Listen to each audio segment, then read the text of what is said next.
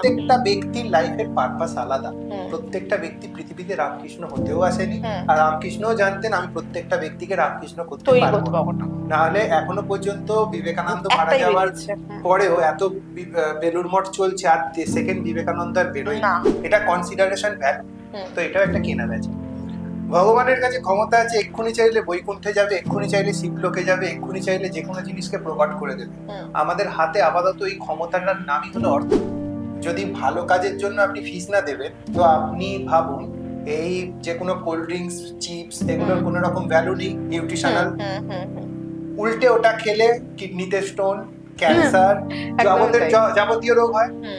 এই খারাপ জিনিসগুলো আপনি পয়সা দিয়ে কিনে খান না বিনা পয়সার কিনে খান?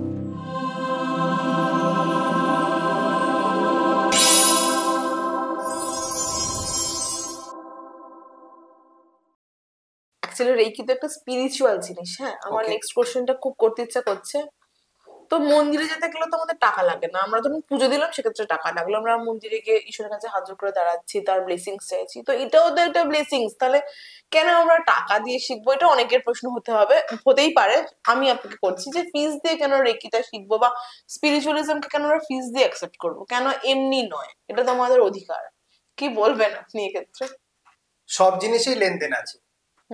মাও তার সন্তানকে এই কারণে ভালোবাসে কারণ সেই সন্তান তার মাকে মাতৃত্ব হওয়া সুখের বিনিময়ে সেই ভালোবাসাটা কিনছে। এটাও কিন্তু একটা লেনদেন, এটাও কিন্তু একটা কেনা বেচা না হলেও এটা একটা আদান প্রদান, ট্রানজাকশন, লেনদেন। আমি কি কথাটা বলেছি? আর এখানে যে জিনিসে কোনো কনসিডারেশন ভ্যালু থাকে সেটাই কিন্তু কেনা বেচা। এখানে কনসিডারেশন ভ্যালু হলো মাতৃত্বের সুখ, ঠিক আছে? এটা কনসিডারেশন ভ্যালু, তো এটাও একটা কেনা বেচা। ভগবানের কাছে ক্ষমতা আছে, এক্ষুনি চাইলে বৈকুণ্ঠে যাবে, এক্ষুনি চাইলে শিবলোকে যাবে, এক্ষুনি চাইলে যে কোনো জিনিসকে প্রকট করে দেবে। আমাদের হাতে আপাতত এই ক্ষমতাটার নামই হলো অর্থ। অর্থকে আমি এক্ষুনি চাইলে সোনায় কনভার্ট করতে পারি, অর্থকে এক্ষুনি চাইলে আমি খাদ্যে কনভার্ট করতে পারি, বাড়িতে কনভার্ট করতে পারি। যেটা ভগবান করে সেটাই আমরাই করছি, কারণ আমরা তারই সন্তান। আর সেটা আপনি নিজেও করেন। আপনাকে যদি কেউ বলে যদি ভালো কাজের জন্য আপনি ফিস না দেবেন, তো আপনি ভাবুন এই যে কোনো কোল্ড ড্রিঙ্কস, চিপস, এগুলোর কোনো রকম ভ্যালু নেই নিউট্রিশনাল। উল্টে ওটা খেলে কিডনিতে স্টোন, ক্যান্সার, যাবতীয় রোগ হয়। এই খারাপ জিনিসগুলো আপনি পয়সা দিয়ে কিনে খান না বিনা পয়সার পেলে খান? পয়সা দিয়ে। তাহলে ভালো জিনিসটা, অমৃত জিনিসটা কেন খাবেন না? ঠিক আছে। আর আমাদের ঈশ্বর কে বলেছে কিছু নেয় না? সে আপনার টাইমটা নিল, আপনি টাইমটা ফিরিয়ে আনতে পারবেন সারাদিনে? আধ ঘন্টা নিল, 15 মিনিট নিল, 5 সেকেন্ড নিল, 10 সেকেন্ড নিল, টাইম কনজিউম করলে ঈশ্বর আপনার না, তার পরিবর্তে ঈশ্বর আমাদেরকে জল দিয়েছে, হাওয়া দিয়েছে, চোরকেও জল হাওয়া পেতে সাহায্য করছে, আমাদেরকেও দিচ্ছে। ভগবানের কাছে কিন্তু বলুন যে চোরের জন্য তার আলাদা জল বা হাওয়া বা বাতাস থাকে না, তা না, আমাদের জন্য এখানে ওই ব্যাপারটা হচ্ছে না। এখানে হলো কনসিডারেশন। আমি দেখাতে কি চাইছি যে সবকিছুর মধ্যেই লেনদেন চলে, সবকিছুর মধ্যে লেনদেন চলে। তো ঈশ্বরও চায় যে আমার কাছে এসে মানুষের 2 মিনিট বসুক। হ্যাঁ, এটাই তার চাওয়া, ভক্তি চায়। ঈশ্বরের কাছে কি নেই? ভক্তিটা নেই, ওইটা উনি চান। আমাদের কাছে কি নেই? অর্থ। তো আমরা অর্থ চাই। যখন আমাদের কাছে অর্থ পরিপূর্ণ হয়ে যাবে তখন আমরা হয়তো অর্থ চাইবো না। যখন আমরা রামকৃষ্ণ দেবের লেভেলে চলে যেতে পারবো তখন হয়তো আমাদের কাছে অর্থটাও গায়ে ছাকা দেবে। রামকৃষ্ণ দেবের কাছে অর্থ চাওয়া বা প্রাচুর্য না থাকলেও উনি মা করে শুধুমাত্র ওনার শান্তি চেয়েছেন। মা আমাকে দেখ, মা মানে মাকে পাওয়াটাই তার শান্তি। না, রামকৃষ্ণ দেব অ্যাকচুয়ালি আমাদেরকে রাস্তা দেখাতে এসেছিলেন। উনি অর্থ বা এই জাগতিক জিনিসের ওপরে ছিলেন। একদমই তাই। তবুও তিনি মায়ের কাছে বসতেন, মাকে মামা বলে প্রাণ খুলে ডাকতেন। তার এক শিখি ভাগও আমরা করি না। লাগে না। প্রত্যেকটা ব্যক্তির লাইফের পারপাস আলাদা। প্রত্যেকটা ব্যক্তি পৃথিবীতে রামকৃষ্ণ হতেও আসেনি, আর রামকৃষ্ণও জানতেন আমি প্রত্যেকটা ব্যক্তিকে রামকৃষ্ণ করতে পারবো না। নাহলে এখনো পর্যন্ত বিবেকানন্দ মারা যাওয়ার পরেও এত বেলুড় মঠ চলছে, আর সেকেন্ড বিবেকানন্দ আর বেরোয় না। ঠিক আছে, তো সেই নিয়ে চিন্তা করব না। ফিস সব জায়গায় গেলেই দিতে হবে। আচ্ছা, ঠিক আছে, কারণ সেই ব্যক্তিটা যে আপনাকে কিছু শেখাচ্ছে সে একটা ভ্যালু আপনার লাইফে দিচ্ছে। এবার আপনি সেটাকে ব্যবহার করে আপনার জীবনের নতুন সম্ভাবনার বীজ রোপণ করবেন। আপনি কি করে এক্সপেক্ট করতে পারেন যে সেই ব্যক্তিটা আপনাকে তার সময় ব্যয় করে আপনার জন্য সময় বের করবে? এত মহানুভব ব্যক্তি তো নয়। আপনিও নয় আমিও নয়, কারণ আপনাকেও যদি বলি 30 দিন আমার ঘরে এসে খেটে দিয়ে যান, তো আপনিও তো অতটা মহানুভব নয়, সম্ভব নয়। কারণ দেবতা যে জিনিসটা প্রকট করে হাওয়া থেকে, মানুষ সেই জিনিসটাকে প্রকট করে অর্থ থেকে। সেই জন্য অর্থের প্রয়োজন সব জিনিসেই আছে, আর কোনো জিনিস জগৎ সংসারে ফ্রি নয়, ইভেন মাতৃত্বের মমতা অব্দিও নয়। মানে ভালো লাগলো শুনে যে এতটা ট্রান্সপারেন্স ভাবে আপনি বুঝিয়ে দিলেন, কারণ মাতৃত্ব যে একটা লেনদেনের ব্যাপারটা অনেকের কাছে আজকে হয়ে যাবে শুনে, ক্লিয়ার হবে এবং আমাদের এপিসোডটা শোনার পর। তো রেইকির যে মাহাত্ম্য সেটা আমরা সবাই শুনলাম, এবার আমাকে একটুখানি আপনি একটু ব্যাখ্যা করুন যে রেইকিটা শেখার পর একটা মানুষ কি সেটা নিয়ে সারা জীবন চলতে পারে, নাকি তাকে মাঝে মাঝে আবার গুরুর কাছে গিয়ে একটু আপডেট হতে হবে, বা আরো এর আছে যে স্তর আছে, যে আমি এতটা শিখলাম হয়ে গেল, এতটা প্র্যাকটিস করলাম, তারপরে আমার আরেকটা স্তর শিখতে হবে, আরেকটা স্তর শিখতে হবে, নাকি একবারই পুরোটা শিক্ষা দিয়ে দেওয়া সম্ভব? মিনিমাম সেকেন্ড ডিগ্রি অবধি শিখলে একটা ডিগ্রির ভাগ আছে। হ্যাঁ, রেকিতে ডিগ্রির ভাগ আছে। মেনলি প্রথাগত উপায় সেকেন্ড ডিগ্রি অবধি একটা সাধারণ মানুষের জন্য ঠিক আছে, কানে এতটা শুনলেই হবে। আচ্ছা, এবার যদি এরপরে কেউ স্পেসিফিক ডিগ্রি সম্বন্ধে, আপার ডিগ্রি সম্বন্ধে জানতে চায়, তাহলে master degree, master teacher degree, grand master degree এবং বিভিন্ন রকমের রেকি শাখা আছে। তো একটা ব্যক্তি যে প্রথমবার রেকি শিখতে আসছে, সে ফার্স্ট ডিগ্রি শিখবে, তারপর সেকেন্ড ডিগ্রি শিখবে। সেকেন্ড ডিগ্রি অবধি এনাফ একটা ব্যক্তির জন্য। এবার যদি সে আরো বেশি আস্বাদন করতে চায় এর স্বাদ, তাহলে সে আপার ডিগ্রি গুলো তারপরে গুরুর কাছ থেকে শুনে নেবে। আর গুরুর কাছে অ্যাকচুয়ালি পড়ে থাকার কোনো দরকার নেই। এটা সে একবার শিখে নেওয়ার পর সারা লাইফ নিজের বাড়িতে বসে ব্যক্তিগত স্তরে প্র্যাকটিস করে যেতে পারে। যদিও তার গুরু পৃথিবীতে না থাকে, তার ক্ষেত্রেও কোনো অসুবিধা নেই। এবার যদি সে মাঝে মাঝে ভিজিট করে, কোনো রেকি সেশন করে, এক্সপিরিয়েন্স শেয়ার করে, তাতে কি হবে, তার জীবন আরো এই বিষয়ে সমৃদ্ধ হবে। এটা তার অ্যাডেড বেনিফিট। সেই জন্য গুরুর টাচে থাকা উচিত।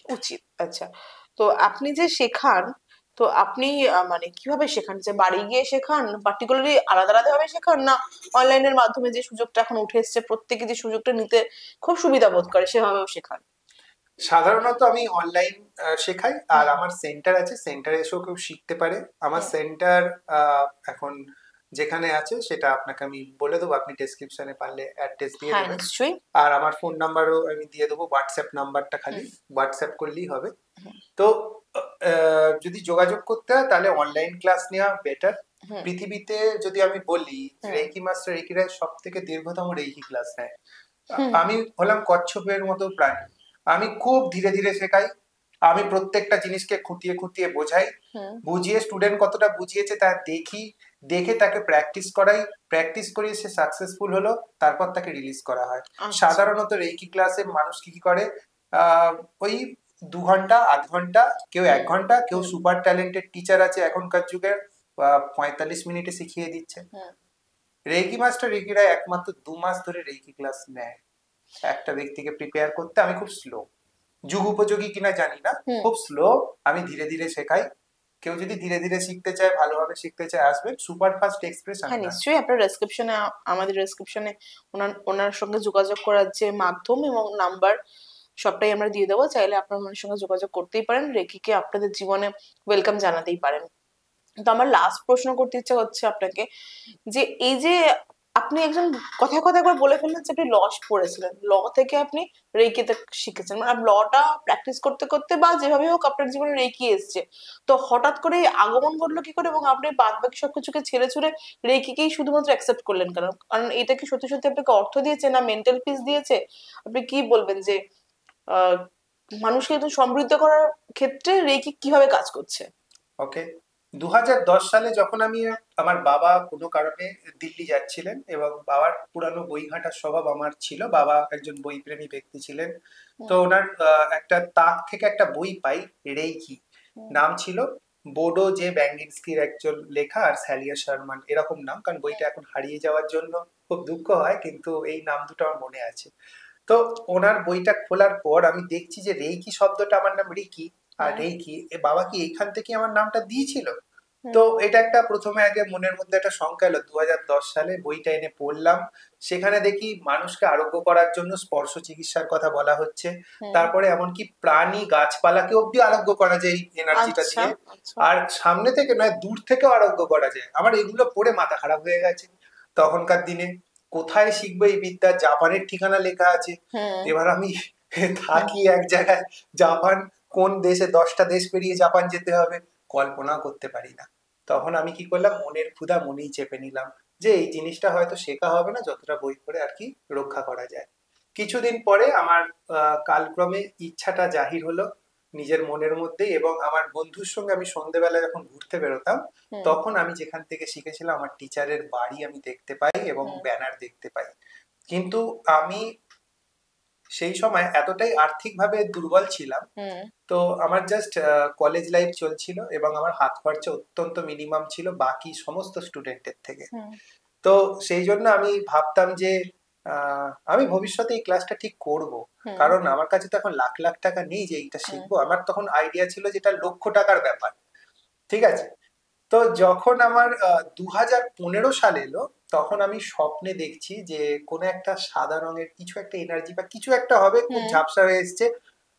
28শে মার্চ স্বপ্নটা দেখেছিলাম 2015 সালে, 29শে মার্চ সকালবেলা আর কি ঘুম ভেঙেছিল।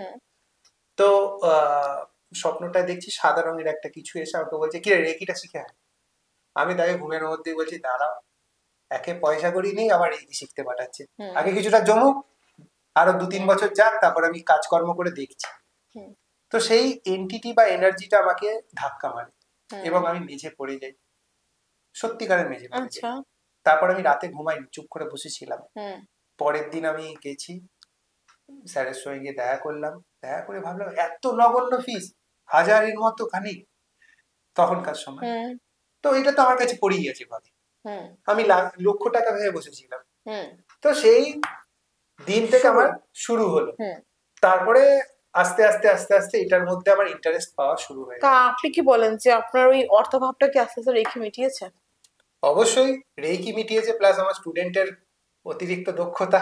না সেটাই বলছি, মানে একটা শিক্ষা, মানে যে সময় আপনি শূন্য হতে শুরু করেছিলেন, মানে শিক্ষা নিতে শুরু করেছিলেন, সেটা মানে রেকি কি করছে, একটা আস্তে আস্তে মানুষকে আপগ্রেড করছে, চিন্তা ভাবনাকে আপডেট করছে। আমি প্রথাগত তখন ওকালতি পেশায়, তখন যখন শিখেছিলাম মানে শুরু করেছিলাম রেকি সম্বন্ধে জানা, তখন আমি কলেজে ছিলাম। তারপরে যখন আমি প্রফেশনাল লাইফে থাকি, সেই সময় তো আমি রেকি প্র্যাকটিস যখন শুরু করি, তখন কিন্তু আমার মধ্যে পরিবর্তন আসে।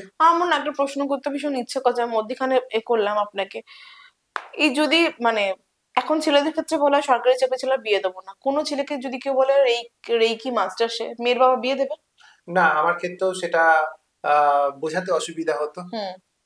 তো আমি আমার ক্ষেত্রে ওকালতির স্ট্যাম্পটাই ব্যবহার করেছিলাম সেই যাত্রাটা পার হওয়ার জন্য।